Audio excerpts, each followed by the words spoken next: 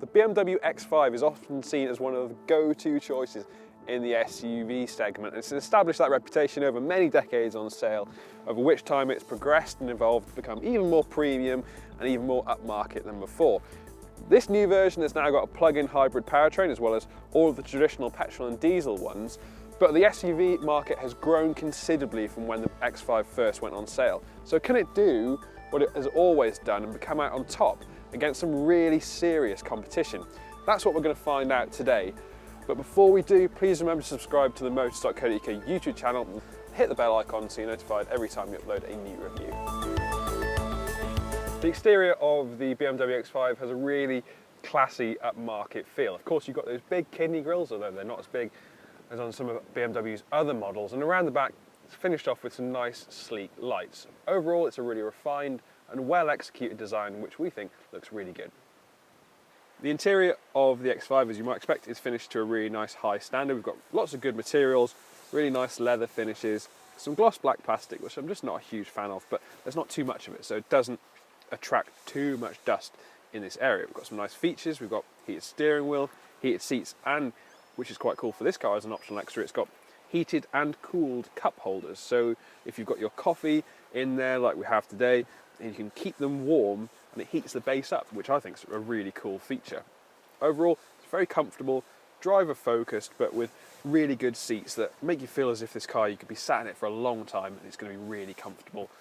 That same level of quality is carried on through to the back of the car. We've got some really comfortable chairs, and these ones are heated too, which is really nice. Unfortunately, there aren't any real charging options here. There are no USB-C or USB sockets. It's just one single 12-volt socket at the bottom, so you're going to have to buy an adapter for that. But elsewhere, things are good. You've got some nice pockets back here. Also, the ISOFIX points are really easy to access, so if you're putting a child seat in here, it's going to be pretty easy. Overall, very comfortable, very well finished, just what you kind of expect from an X5, really. As this is the plug-in hybrid version of the X5, you do get a slightly smaller boot, so there's 500 litres of space back there, which is around about 150 litres less than you'd find in the petrol and diesel X5s. However, you still get a split folding tailgate, which I think is really useful, particularly when you want to sit here and take your wellies off and not get the rest of the car grubby. However, elsewhere, you've got the charging cables which do take up some space, though you're more likely to leave those at home, and you can't get the 7-seater option with the plug-in hybrid because of the fitment of the battery and motors. So there is a bit of a trade-off in terms of practicality for those efficiency gains. It's a very pleasant thing to drive, this BMW X5. As with all SUVs, you get a nice commanding position of the road ahead, so you feel upright, you feel tall. That's something that applies to most cars within the X5's sphere, but where this car really comes to the fore is with this plug-in hybrid powertrain. Now, it's got a 3-litre straight-six engine which is linked to quite a large battery actually, and it's that battery that means you could get up to 50 miles of electric range. So that's going to be perfect if you're doing shorter journeys, if you're just bimbling around town, and because of 50 miles of range, you're not really going to trouble the petrol engine all that much. But where this car really helps out is because that 3-litre straight-six engine is so pleasant on its own, it's not going to feel underpowered or unpleasant to drive when all of the electricity has gone. Of course, a plug-in hybrid is at its most efficient when it's fully charged, so you should be charging it frequently and keeping it topped up. But if you're doing longer motorway journeys and when that power is eventually going to run out, that 3-litre straight-six engine is going to be really nice to fall back on. It's quite a contrast from other plug-in hybrids where they tend to fit a smaller capacity engine, and then when all the power's gone, you're left with, well, quite a little engine and quite a big car. The ride quality is pretty good too.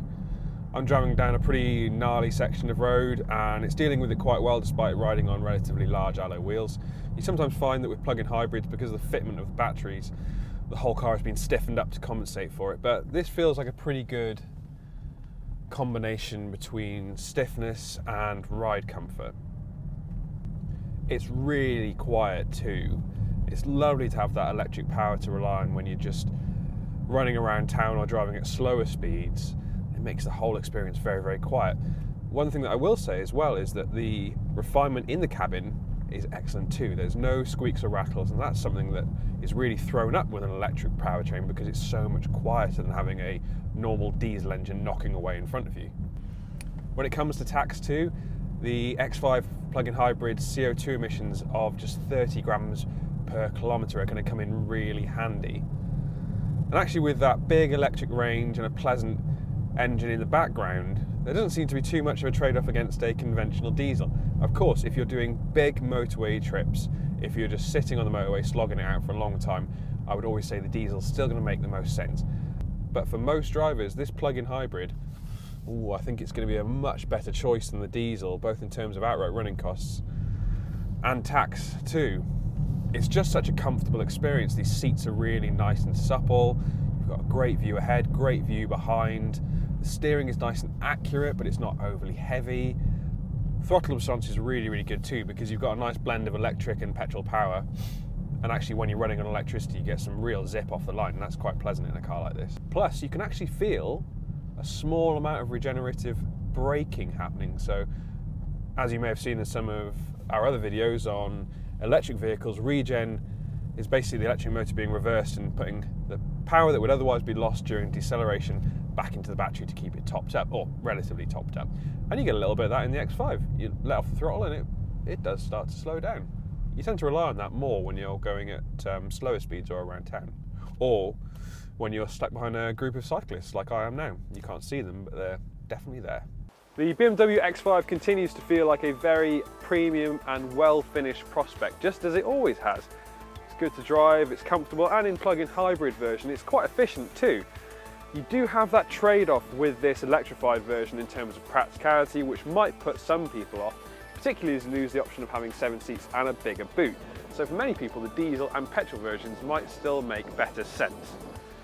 The good thing is with the X5 is that because it's been on sale for so long, but because that premium feel has been retained throughout the generations, there are many used examples if a brand new version isn't for you, and loads of them are available on Motors.co.uk today.